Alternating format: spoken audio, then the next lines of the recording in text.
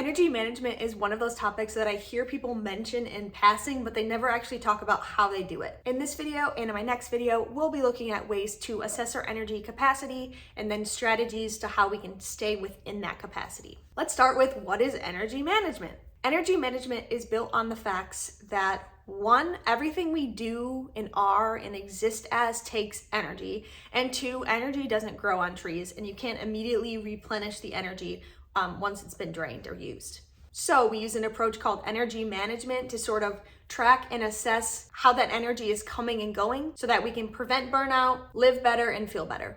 There are two components of energy management, and this would be my two videos. So the first video is preventing energy drainers, and the second is adding or maintaining energy enhancers. Our first idea with energy management is trying to prevent the energy drainers from taking place, and we'll do that by creating and implementing doable strategies, and so that's what we're talking about in this video. The second idea is basically if we're not able to prevent those energy drainers from happening, or if our strategies aren't helping as much as we hope that they would, we will turn to remedying the symptoms that we experience from that drain and work on what enhances our energy. We'll talk about that in video 2. Before we start, I want to plug that I created a worksheet to go along with both of these videos. You can find that in the link in my description. Page 1 is what we'll be doing in this video. Basically, the page allows you to write down things you come up with as we go along in the video. I will say on the worksheet, you're encouraged to think of many examples of what energy drainers might be to you.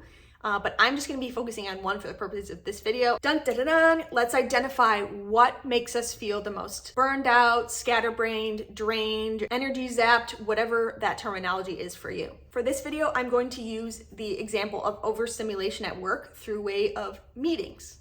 Basically, having too many meetings, or really any meetings at all, is very, very draining to me. So what are ways that I can prevent this drain from happening? Okay, I've identified my energy drainer. Now let's come up with ways to stop that in their tracks. Next thing you do is employ some creative problem solving and some creative technique creation building to figure out what you can do to prevent that drain from happening. I did a bit of creative thinking and I came up with 3 strategies I can use to prevent the drain of too many meetings, which then causes overstimulation. I am going to go and just show you my examples. These might not directly correlate to what is an energy drainer for you, but I hope it gives you a little bit of an idea of how I think about how I'm creating the strategies. The very first strategy I have around reducing overstimulation or reducing meetings is taking control of my schedule and my calendar.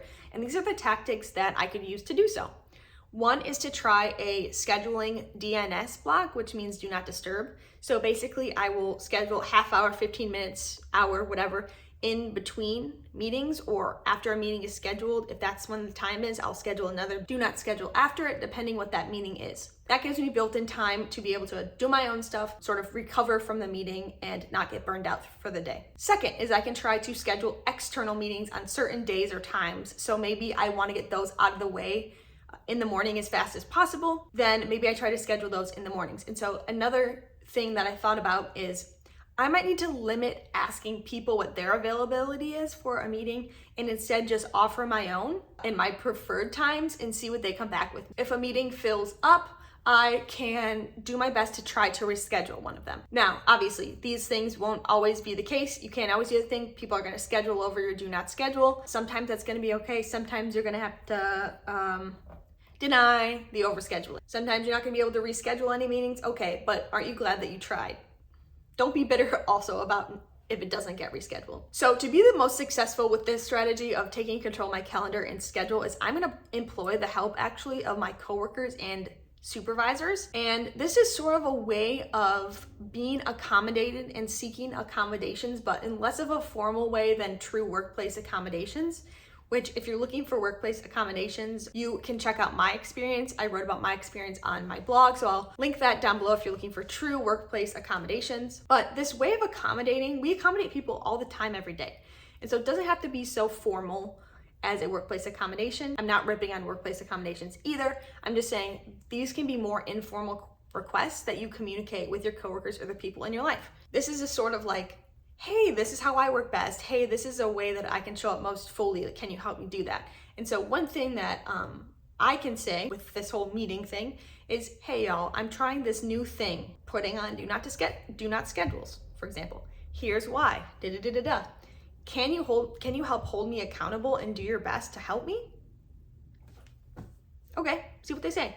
The next strategy for preventing drain is using my no button. And so a lot of us have really, really dusty, dirty no buttons because we never touch them. That's gonna change. Saying no is a hard thing to do. It could be an entire video series of its own. Luckily, I do have one video about saying no. It's called The Year of No, which I will link down below. But I'm just gonna go off of this overstimulation at work example for this strategy and just go to making social plans in hopes that it gives more variety to this video and it's more relatable. So I find that I become overscheduled in my social life and that's draining for me. And so I have to figure out, okay, how do I prevent that from happening?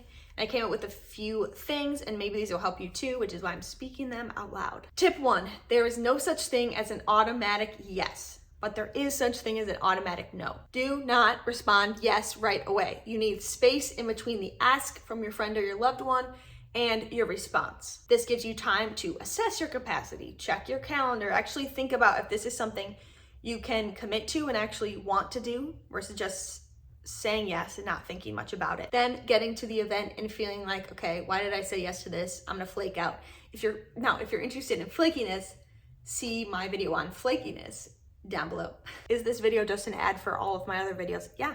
Probably. My second tip is to zoom out, and that weekly and monthly views on Google Calendar exist for a reason. So I try to do tip number 1, and I do it pretty well, you know. Oh, hey, do you want to do lunch on February 13th? Okay, let me check my calendar. Okay, I'm checking my calendar. I'm looking at February 13th. I'm just looking at the day, or I'm just looking at like the times they're suggesting. That's tunnel vision for the daily view. And I forget that the weekly view and the monthly view exist. And why that is important is energy doesn't care about being spent and replenished within a 24-hour time period. It's not relegated to day and then day and then day. It exists in context of a week, of a month, of a season of our lives. And so we need to pay attention to that as well. So do not forget to zoom out. Tip number 3 is to start being realistic about yourself and your schedule and your life.